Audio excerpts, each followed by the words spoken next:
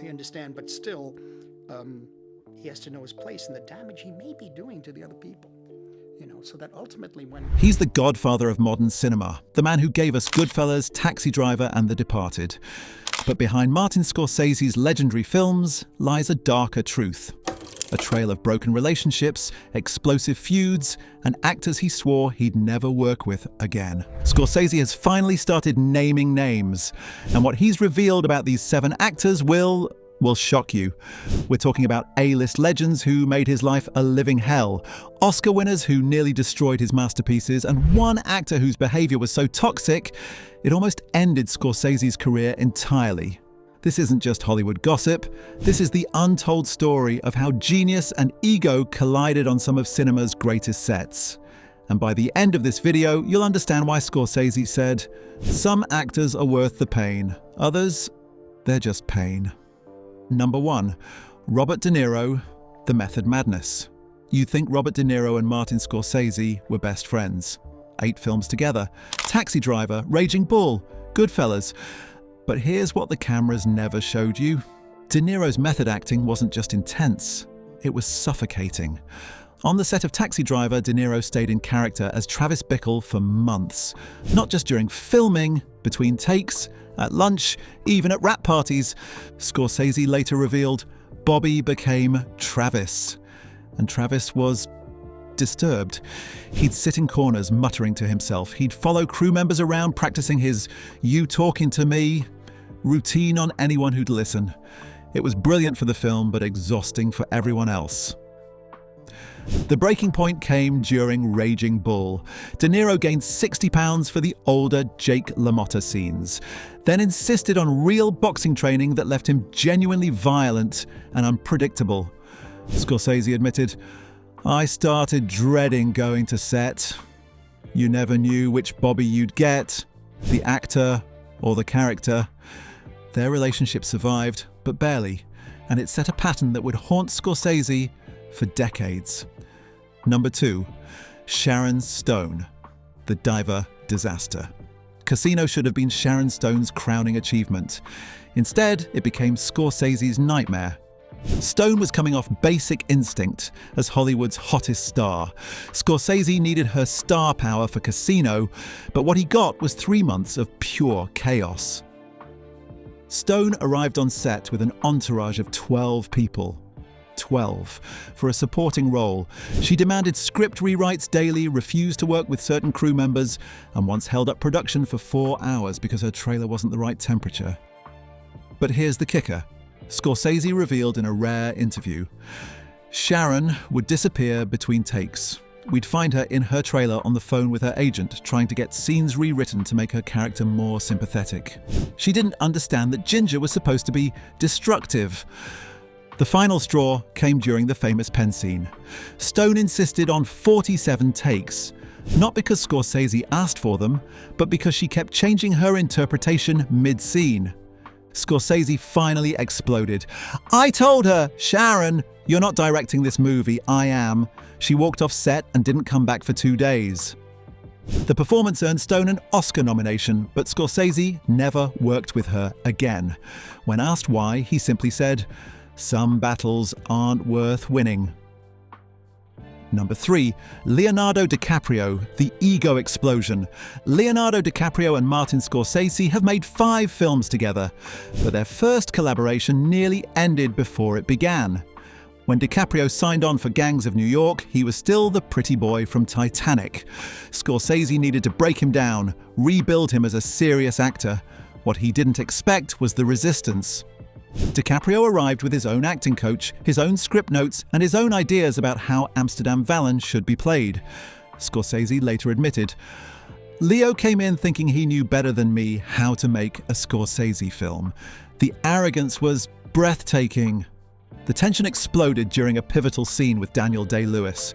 DiCaprio kept breaking character, asking for motivation, questioning the dialogue. Day-Lewis, staying in character as Bill the Butcher, finally snapped, "The boy doesn't know how to work." Scorsese pulled DiCaprio aside and delivered what crew members called the speech. "Leo, you can be a movie star or you can be an actor, but you can't be both on my set. Choose now." DiCaprio chose to be an actor. But the damage was done. Their working relationship became professional, not personal. And Scorsese has admitted, "I respect Leo's talent, but I don't enjoy working with him the way I used to enjoy working with Bobby." Number 4, Joaquin Phoenix, the impossible perfectionist. Joaquin Phoenix was Scorsese's first choice for The Departed, but after 2 weeks of pre-production meetings, Scorsese fired him. Here's why. Phoenix had the intensity, the unpredictability, the raw talent Scorsese needed for Billy Costigan. But what Scorsese discovered was an actor so consumed by perfectionism that he was impossible to direct. Phoenix would spend hours analysing single lines of dialogue. He'd arrive at meetings with pages of handwritten notes about his character's psychology, his backstory, his motivation for every single scene. Scorsese revealed, Joaquin turned a 3-hour meeting into an 8-hour therapy session. He needed to understand not just why Billy said something, but why he thought about saying it, why he chose those specific words, what his childhood trauma had to do with his inflection. The breaking point came when Phoenix insisted on rewriting his character's entire arc. He wanted Billy to be more sympathetic, less violent, more psychologically complex. Scorsese finally said, "Joaquin, I'm not making a character study. I'm making a crime thriller." Phoenix's response? He walked out. DiCaprio got the role instead, and the rest is history. But Scorsese has never forgotten. Joaquin is brilliant, but he's exhausting. Some actors make you better, others make you tired. Number 5. Mickey Rourke, the method monster.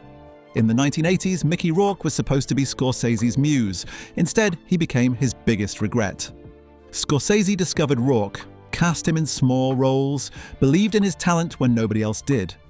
But success changed Rourke into something Scorsese didn't recognize. By the time they worked together on a planned project in 1987, Rourke had transformed into what Scorsese called a walking disaster. He'd show up to meetings drunk, high, or not at all. He'd insult crew members, hit on actresses, and treat the entire production like his personal playground. The final straw came during a script reading. Rourke, clearly intoxicated, started improvising his own dialogue, making sexual jokes, and eventually passed out in his chair. Scorsese fired him on the spot. But Rourke's response was vicious. He badmouthed Scorsese to the press, called him a pretentious film school brat, and claimed Scorsese was jealous of his success. Years later, when Rourke's career imploded, he tried to reconcile. Scorsese's response was ice cold. "Mickey had his chance. He chose drugs and ego over art. That's not my problem." Number 6. Jack Nicholson, the untouchable. Jack Nicholson and Martin Scorsese should have been a perfect match, two masters of their craft.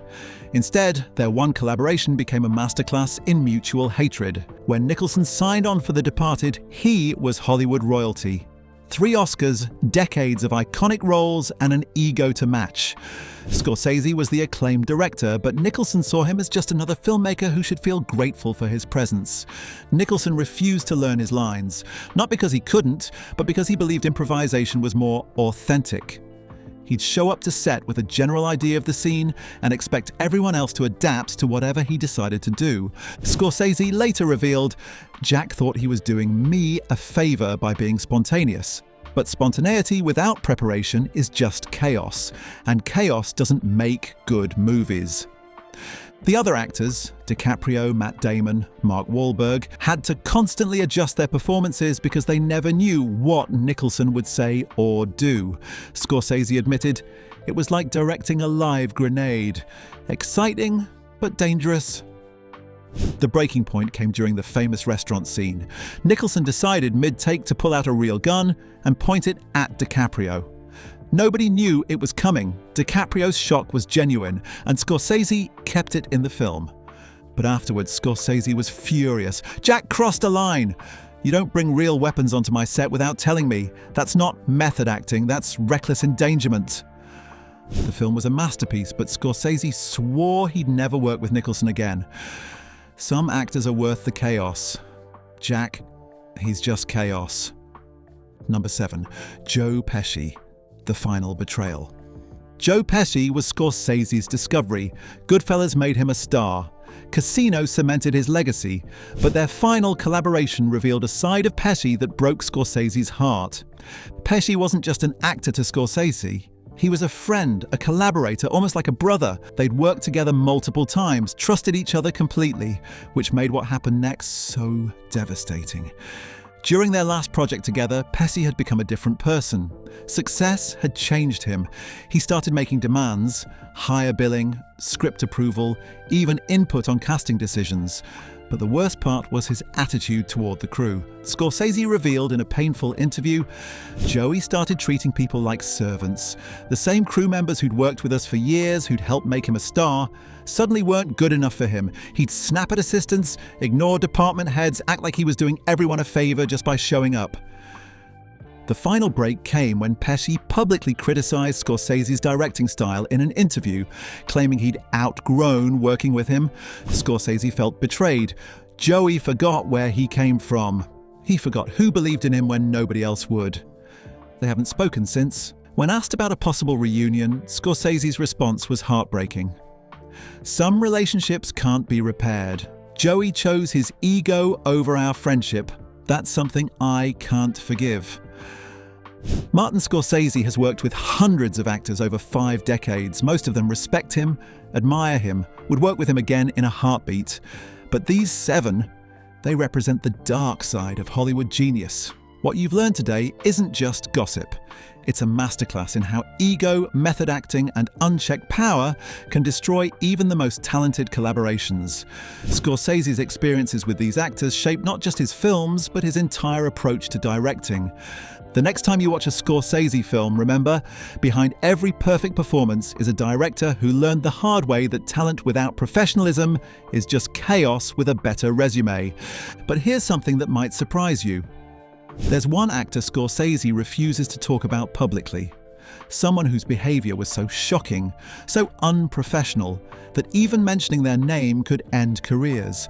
The story involves drugs, violence, and a cover-up that reaches the highest levels of Hollywood.